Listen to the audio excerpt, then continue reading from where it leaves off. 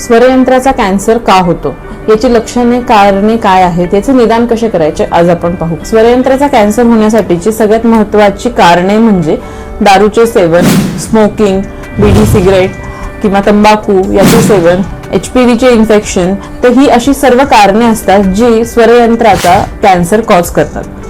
तर याची लक्षणे काय असतात? आपल्याला वाटतं की खोकला आलाय, खूप दिवस झाले खोकला आहे, तर असा सततचा जर खोकला असेल किंवा गिळण्यासाठी त्रास होतोय किंवा खोकल्यासोबत कधी रक्त पडतंय किंवा रात्री झोपेत श्वास घेण्यासाठी त्रास होतो, वजन कमी होतंय, अशक्तपणा वाढलाय, अशी सर्व लक्षणे जर असतील तर ही लक्षणे स्वरयंत्राच्या कॅन्सरची लक्षणे असू शकतात. तर याचे निदान कसे करायचे? स्कोपीज, सीटी स्कॅन याच्या माध्यमाने आपण याचे निदान करू शकतो.